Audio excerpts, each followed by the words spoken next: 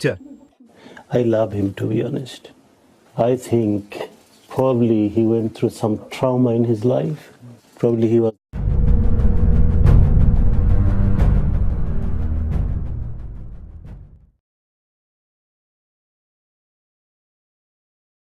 Senior leader at the Dean's Ave Mosque, who lost his wife in the terror attack, says he has forgiven the shooter.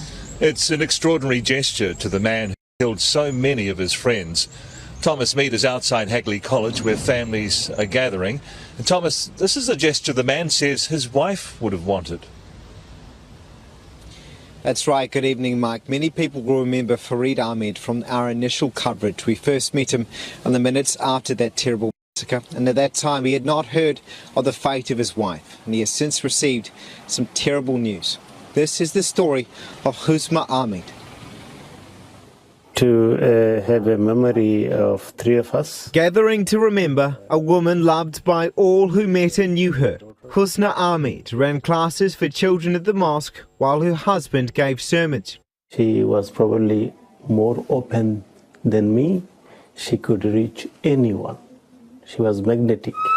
On Friday, their peaceful life came shattering down as the shooter tore through the mosque without served for 20 years. What she did when the show started, she organized the ladies and children to go out. She was leading them. The couple in separate rooms. I thought I was not going to come out, and I was prepared. And that's why I just, in a moment, I just thought, no point of panicking. I better be calm and ready. Farid Ahmed, who uses a wheelchair, couldn't flee. She was coming back for me. And that is the time. Just, when she was coming towards the gate, that is the time she was.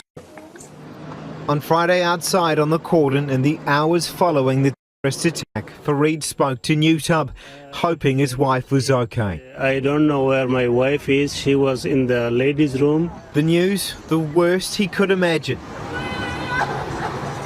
She lost her life trying to save him. Tonight, people are paying their respects. Those who knew her loved her, remembering a woman renowned for kindness of her own.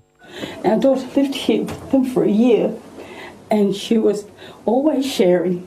And despite the terrible act of hatred, Farid Ahmed has found a way to forgive the shooter. I love him, to be honest. I think probably he went through some trauma in his life. Probably he was not loved. I don't hate him at all. I don't hate him at all. Not at all. Forgiveness, Farid says, is what his wife Husma would have wanted. She's brave, and she gave her life saving others. Husma Ahmed, kind to the very end. Now, Mike, ever since this terrible tragedy, he has been an enormous support to the people in his community. Despite breaking the most terrible, awful news to his own 15-year-old daughter, he has spent the afternoon having that conversation again and again at the Hagley College here behind me on behalf of those who feel they do not have the strength to tell their family and friends what has taken place. Some last words that he wanted all of us to think about. That if someone does bad to you, make sure you do good to them.